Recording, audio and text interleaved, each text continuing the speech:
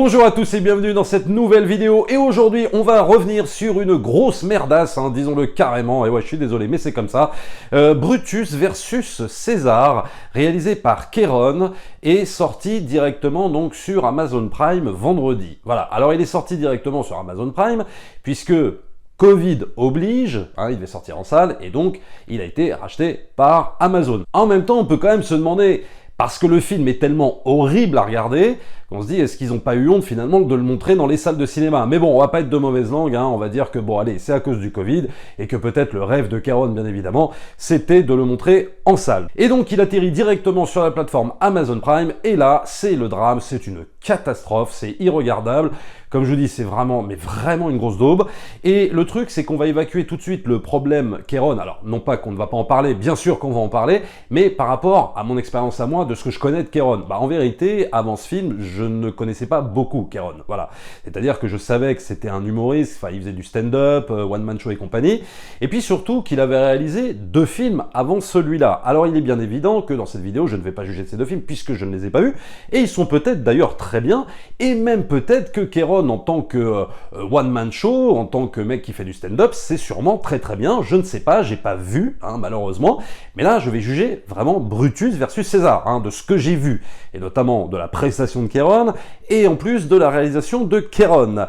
Et franchement, c'est vraiment pas glorieux. En tout cas, ça me donne vraiment pas envie de me plonger dans ce qu'il a fait avant, quoi, disons-le. Donc là, dans Brutus versus César, pourtant, il y a tout qui pourrait plaire, parce que moi, j'adore les pastiches, j'adore les parodies de films de genre, comme par exemple qu'avait fait Chabat dans Astérix et Obélix Mission Cléopâtre, même si c'est pas mon préféré de Chabat, mais bon, allez, il est quand même assez sympa. J'adore les parodies genre 2h moins quart avant Jésus-Christ de Jean-Yann, j'adore également les parodies de Péplum genre de Mel Brooks, bref, même tout ce que font les Zucker, Abraham Zucker, même s'ils ne se sont pas illustrés, je crois, dans la parodie de Péplum, mais en tout cas, c'est un genre que j'aime beaucoup. Mais encore faut-il savoir le faire, et très franchement, Kéron, non, il sait pas le faire. Faut qu'il aille vraiment réapprendre un petit peu ce que c'est que de faire un pastiche de Péplum digne de ce nom. Et pourtant, c'est con, parce qu'il y a quand même du casting, il y a du casting très sympa, il y a Thierry Lhermitte, il y a Gérard Darmon, il y a Ramzy, etc., etc. Donc le mec, c'est pas privé non plus d'un super casting, mais très sincèrement, quand tu vois les pauvres Thierry Lhermitte et Gérard Darmon, ils se demandent, enfin surtout Thierry Lhermitte, ce qu'il fout dans ce film, quoi. Mais vraiment, quoi. Entre les blagues de merde, mais qui tombent à plat, mais en veux-tu, en voilà, genre soirée compote, je sais pas quoi, à la place de complot, mais c'est vraiment des blagues d'école maternelle. Non mais vraiment, c'est niveau CP, quoi. C'est pas possible. Donc là, t'as un Thierry Lhermitte qui essaye de déblatérer son texte, mais sans vraiment y croire. T'as Darmon, à la limite, qui lui, allez, a l'impression qu'il y croit un peu plus, mais il est toujours dans cette espèce de personnage bougon, bon, qui est très sympa, mais à un moment donné, tu te dis, le pauvre, il a rien d'autre à jouer que de se balader dans des plans, dans des successions de sketchs, où vraiment, en fait, c'est ça, quoi. T'as vraiment l'impression, quand tu vois ce film, d'une succession de sketchs que tu vois sur M6, là, qui ressemble au, je sais plus, qui ressemblerait un peu au truc Péplum, et j'ai l'impression que même la série Péplum sur M6, c'est limite un peu mieux, quoi, tu vois. Donc bon, c'est pour te dire, le level, le niveau de ce film, c'est une catastrophe. T'as même un acteur que j'adore, tu as Pierre Richard.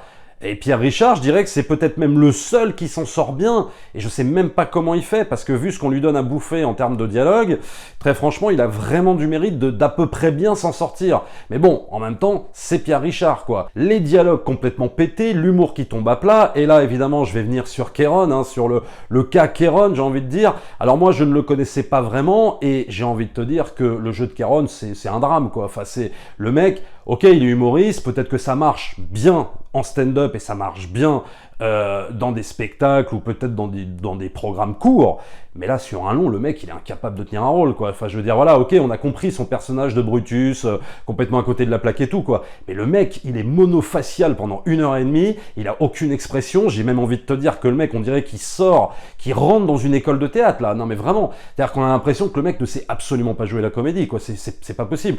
Je veux dire, face à des mecs, face à des pointures comme Lhermitte ou même Darmon et tout ça, mais j'ai envie de te dire que le mec c'est mort, quoi, il fait pas le poids, enfin, il aurait même pas dû se donner le rôle principal, ou alors je sais pas, un second rôle, mais là pour jouer ça, quoi, mais c'est une cata, en plus avec les blagues de merde, mais alors putain c'est pas possible, ah non mais pour moi c'est une catastrophe, quoi, vraiment, son jeu d'acteur, quoi. Alors la réalisation, j'ai envie de te dire que ça, à la limite ça fait à peu près le boulot, et encore, bon, tu sens qu'il y a vraiment des trucs à soigner, mais notamment des trucs à revoir sur la parodie.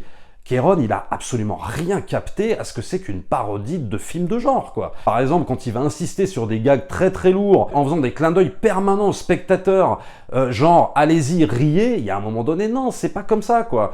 Je veux dire, revois les Zucker Abraham Zucker, revois même les films de Mel Brooks. Le but d'une parodie, je te le répète, c'est de faire croire que c'est un vrai film en vérité, et après d'en détourner les codes, c'est ça qui est intéressant. Mais si d'emblée, si d'entrée de jeu, tu dis, de toute façon, c'est de la parodie, donc j'y crois pas, donc ce sera tout quatrième, cinquième degré dès le départ, eh ben ça ne marche pas. Ton spectateur, pour que ta parodie elle marche, il faut que tu l'entraînes dans un vrai truc, dans un truc authentique, comme si tu faisais un vrai péplum. Comme si tu faisais, par exemple, un vrai film catastrophe. Et c'est là que tu attrapes les gens, et c'est là après que tu peux détourner les codes, et c'est là que ça marche. C'est comme ça que faisait Mel Brooks, c'est comme ça qu'on fait les John Landis, c'est comme ça qu'on fait les Zucker Abraham Zucker, c'est de cette façon-là. Eux, ils ont tout compris à comment attraper le spectateur pour le faire rire, à partir du moment où tu prends justement les choses au premier degré. Et c'est après que tu commences à tout détourner. C'est-à-dire que quand, par exemple, tu as les Zucker Abraham Zucker qui font Top Secret ou Y a-t-il un flic pour sauver la reine, tu as vraiment l'impression, si tu veux, de voir limite un véritable film policier. Quand ils te font Airport, Y a-t-il un pilote dans l'avion, tu as vraiment l'impression de voir un film catastrophe, etc.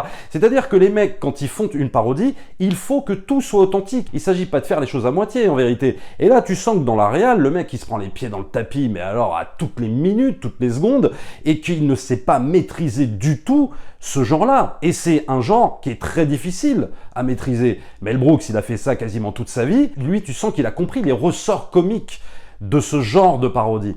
Mais Kéron, le pauvre, il a absolument rien pigé, et il y a un moment donné, t'as envie de lui dire, bah ouais, mais t'es peut-être bon dans les autres films, hein, je sais pas, moi, les films où tu racontes ta vie, etc., certainement c'est très bien, mais là, le problème, c'est que quand il s'agit de gérer ce genre de parodie, t'es pas à la hauteur, t'as pas les épaules du tout, c'est tout tombe à plat, les blagues de merde, les blagues vaseuses, enfin bon, bref, je vais pas revenir dessus sans s'étendre, mais pareil, si je te prends 2h moins quart avant Jésus-Christ, bon, bah Kéron, c'est pas Jean-Yann, quoi, tu vois, c'est-à-dire que 2h moins quart avant Jésus-Christ, c'est pas la meilleure parodie de Peplum que j'ai vue, c'est sympa, mais c'est pas non plus un chef-d'œuvre, mais ça reste bien, ça reste bien tenu. Bon, après, t'as quand même des pointures. T'as Coluche, t'as Jean-Yann qui joue dedans, t'as Michel Serrault, quoi. Bon, voilà, c'est que du lourd. Les dialogues sont absolument géniaux, pourtant tout en jouant sur l'anachronisme, hein, comme Kéron tente de faire, mais sauf que ça ne mène absolument nulle part, et c'est de l'anachronisme forcé, que tu vois venir à 10 000 km, enfin bon bref, tous les gags limite tu les vois venir, et toutes les punchlines tu les vois venir, alors que chez Jean-Yann, bah non, tu les vois pas venir justement, c'est vachement mieux écrit, et donc tu vois bien la différence entre ces deux écoles, entre l'école Jean-Yann, hein, si je reste évidemment en France, hein, si j'arrête de comparer avec les Zucker, Abraham Zucker ou Mel Brooks, mais si par exemple je prends l'école Jean-Yann, bon bah voilà quoi, c'est d'une autre tenue en termes d'écriture quoi, voilà tout simplement. Kéron il a pas du tout ce niveau-là, il a pas le niveau de Jean-Yann pour écrire des dialogues, il a pas le niveau de Jean-Yann pour jouer la comédie, enfin tout ça vraiment pour moi c'est niveau début d'école de théâtre quoi, hein, vraiment, hein, mais sincèrement c'est à la limite du pitoyable, c'est presque gênant même, à certains moments tu te dis putain c'est pas possible quoi, les mecs ils sont vraiment venus là pour cachetonner quoi, parce que tu peux pas me faire croire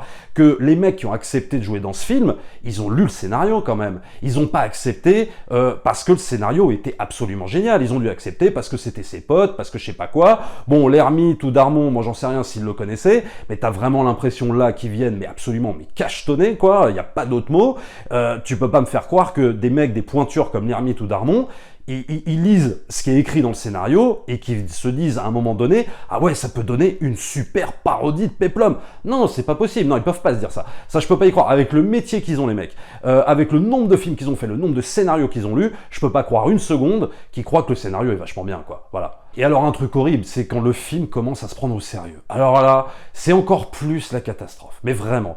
C'est-à-dire que des fois, il va s'autoriser dans son film des moments où c'est très sérieux, où il n'y a plus de second degré, etc. Et là, tu te dis, ouais, ok, pourquoi pas, bon bah voyons ce que donnent ces scènes, quoi. Mais alors là, c'est encore pire, quoi. C'est encore pire parce que là, t'as vraiment, pour le coup, envie de rigoler. C'est-à-dire que pendant toutes les phases de vannes, de blagues, t'as qu'une envie, c'est de t'enterrer et de te dire que c'est vraiment pas drôle et il arrive même pas à t'arracher un sourire. Par contre, les phases où c'est sérieux, alors ça dure pas très longtemps, mais les phases où c'est sérieux, franchement, t'as vraiment envie de rire. Non mais vraiment, c'est-à-dire que c'est tellement mal joué, par Kéron notamment, ok, on dirait qu'il y croit pas du tout à ce qu'il fait. Je sais plus qui d'autre encore, enfin c'est une catastrophe ambulante. Quand il est avec sa pseudo-histoire d'amour avec une nana et tout, enfin t'y crois pas 2 secondes, enfin c'est oh là là, mais...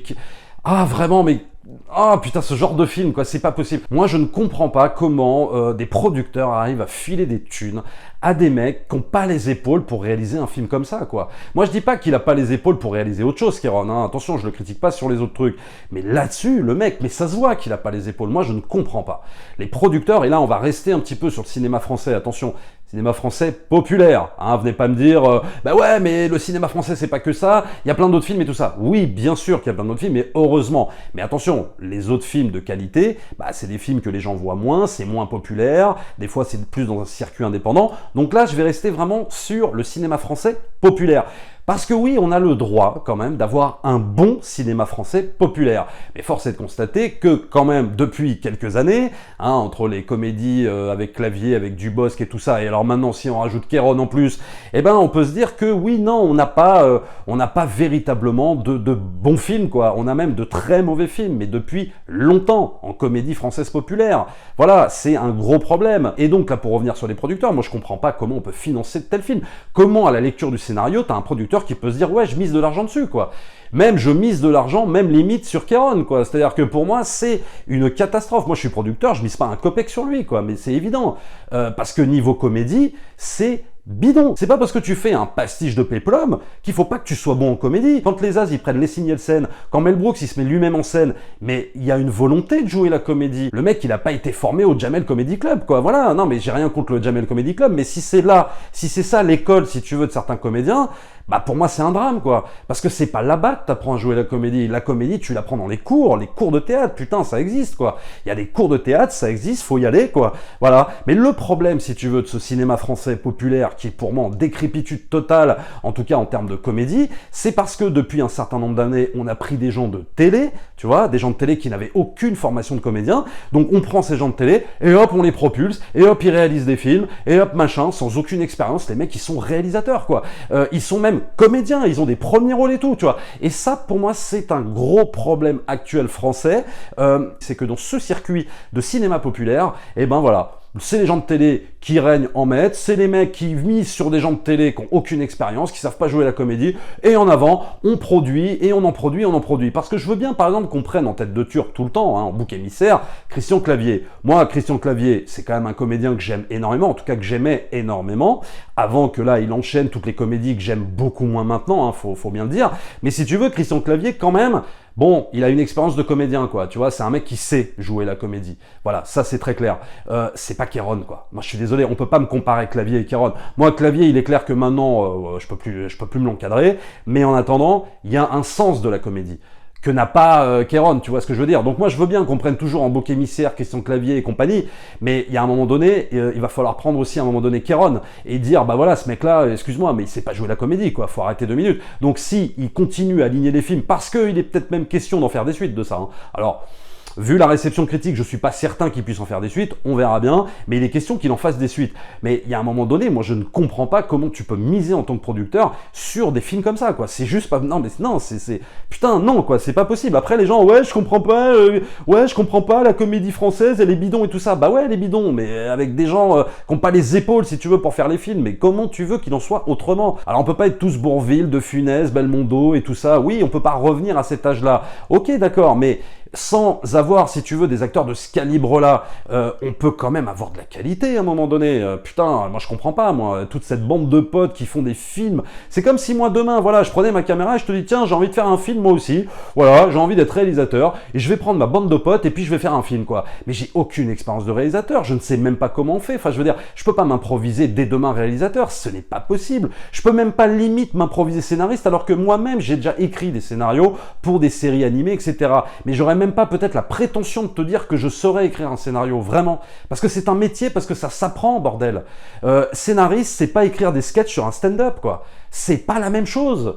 Et le problème en France, c'est qu'on confond absolument tout, c'est qu'on croit qu'on peut tout faire. Alors attention, je dis pas, il y en a qui arrivent des fois à passer, bon voilà, de stand-up, à faire des choses intéressantes en ciné, tout ça. Mais tout ça, je vais vous dire, ça existe, mais c'est tellement rare. Mais c'est tellement rare. Il y a des mecs comme Eddie Murphy aux États-Unis qui ont réussi à passer du stand-up à faire des films, à être crédibles dans des films et tout. Mais t'as vu la formation d'un mec comme Eddie Murphy? T'as vu le comédien que c'est, Eddie Murphy?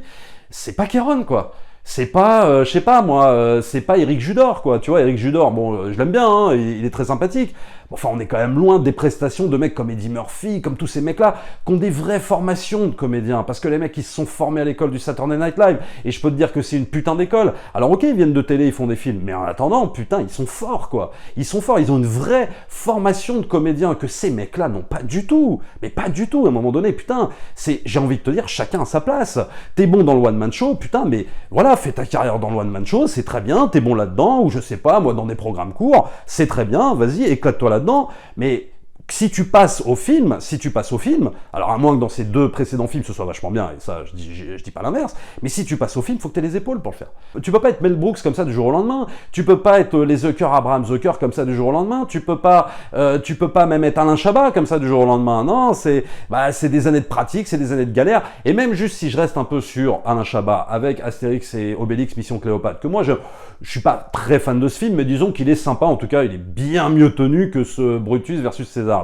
Eh bien, tu sens que Alain Chabat, il a les références et qu'il les utilise. Il utilise toutes les références des Abraham Zucker, il les ressort dans Astérix et Obélix, et donc ça, il n'hésite pas à le faire, mais tu sens qu'il a les refs. Kéron, t'as l'impression qu'il n'a pas les références, quoi. Ou alors peut-être qu'il les a, mais en tout cas, il ne les utilise pas. Il fait du lourd, et en fait, il fait ce qu'il a envie, quoi. Donc, le truc, c'est que ça ne marche pas, ça ne fonctionne pas, et donc c'est vraiment dommage en France d'avoir encore ce genre de cinéma qui n'est pas bien fait, en fait. C'est-à-dire que, en fait, c'est un cinéma de gens qui pensent qu'ils ont les épaules pour faire du cinéma. Et malheureusement non, quoi. C'est des formations, c'est de la connaissance, c'est beaucoup de choses, en fait. On peut pas faire d'un seul coup du cinoche ou de la série télé parce que on a les bons contacts, parce qu'on a les bons pistons, parce que je sais pas quoi, parce que ci, parce que ça. C'est très compliqué de faire tenir une histoire, de la rendre drôle. Il faut pas oublier qu'il est dans la catégorie film populaire, là-dedans. Film populaire, c'est peut-être un des genres les plus durs en France. Pour faire rire le spectateur. Il y a une très longue tradition de cinéma comique populaire en France. C'est quand même très difficile d'arracher des sourires aux Français qui viennent s'installer dans une salle. C'est dur de faire ça. Bien sûr que c'est dur. Mais si t'as pas les épaules pour faire, faut pas le faire. Faut pas tenter. Tu vois ce que je veux dire? C'est ça le problème, c'est qu'à un moment donné, on peut pas tous être Pierre Richard. Si je te prends l'exemple de Pierre Richard, donc il a pris dans son film. Bon, moi Pierre Richard j'adore, mais le mec va des fois vouloir se comparer à Pierre Richard dans certaines scènes du film. J'ai même pas envie de te les détailler parce que franchement c'est tellement sans intérêt que voilà, où il se pète la gueule, etc. Mais sauf que Pierre Richard, si tu veux, le mec, il avait des différences dans son jeu. Il arrivait même à émouvoir Pierre Richard, même quand il faisait le couillon. Tu vois ce que je veux dire? Il a une vraie formation de comédien, Pierre Richard. Kéron, non, quoi. Kéron, c'est le mec, je te dis, sorti de je sais pas où, et puis vas-y, il parle comme il parlerait dans la vie, et vas-y, je te joue un rôle. Mais non, c'est pas comme ça que ça se passe. Tu dois composer un minimum, j'ai envie de te dire. Tu peux pas arriver comme ça et me dire, bon, bah, tu sais quoi, je vais parler comme dans la vie, et hop, je te ressors le truc. Si tu veux, la façon de parler peut se justifier par l'anachronisme, mais le mec, ça aurait été tellement plus intéressant, justement, si il jouait avec un espèce de langage un petit peu ancien. Ça aurait été drôle, en le mélangeant à du nouveau, tu vois. Mais même pas, il y a même pas ça dans le film. En fait, ils parlent comme s'ils étaient au Jamel Comedy Club ou s'ils parlaient comme s'ils étaient au stand-up, quoi. C'est exactement la même chose. Et c'est ça qui est regrettable. Il n'y a aucune saveur dans ce film. Bon, voilà ce que je pouvais vous dire sur ce Brutus versus César. Je suis désolé, je suis pas rentré dans les détails du film. J'avais, pour le coup, là, vraiment envie de m'énerver parce qu'à un moment donné, si tu veux, c'est trop agaçant de voir que des films comme ça, même si, ok, il s'est retrouvé sur Amazon Prime et tout, mais normalement, il aurait dû être diffusé en salle. Donc moi, je veux bien cartonner Aladdin, Aladdin et tout ça, c'est de la merde. Ok, bien sûr, il n'y a pas de problème. Mais putain, ça, faut pas le louper, quoi. Ça, faut vraiment pas le louper. Il faut dire que non, c'est pas bon, c'est de la merde aussi, au même titre qu'Aladdin, au même titre qu'Aladdin, c'est de la grosse daubasse, quoi. Voilà, c'est tout. Et donc, à un moment donné, c'est vrai que c'est dommage de voir ce genre de production, de voir que c'est tiré vers le bas, ce genre de comédie, alors qu'on pourrait avoir de la bonne comédie, on pourrait avoir des bons films populaires, ouais. Mais il ne s'agit pas que de se réfugier que dans des films français indépendants qui sont très intéressants et qui pour le coup sont bien écrits, sont bien joués, mais on a envie aussi de bonnes comédies populaires. Et malheureusement là, c'est loin d'être le cas. Donc je suis désolé de ne pas être rentré dans les détails de ce film, mais franchement ça a tellement aucun intérêt que j'avais plus envie justement de parler plus de Kéron, j'avais plus envie de parler de Kéron, j'avais plus envie de parler de l'état actuel du cinéma français populaire. C'est ce qui m'intéressait plus que de rentrer dans le détail de ce film où toutes les scènes sont pétées, mais c'est un enchaînement de scènes. Si tu veux, c'est un enchaînement de scènes pétées les unes après les autres, quoi, vraiment. Donc il n'y a aucun intérêt à raconter quoi que ce soit. Si vous avez Amazon, c'est gratuit, vous n'allez pas dépenser une thune, remarque, c'est ça aussi l'avantage. Voilà, mais de toute façon, s'il était sorti en salle, bah pareil, je vous aurais évité d'aller le voir, quoi. Voilà, j'en aurais certainement fait la critique et je vous aurais évité d'aller dépenser 10 balles pour voir ça. Franchement, quoi. Donc voilà ce que je pouvais vous dire sur ce film Brutus versus César. Abonnez-vous à la chaîne, likez, partagez bien sûr, et nous on se retrouve très très vite pour une prochaine vidéo. Ciao!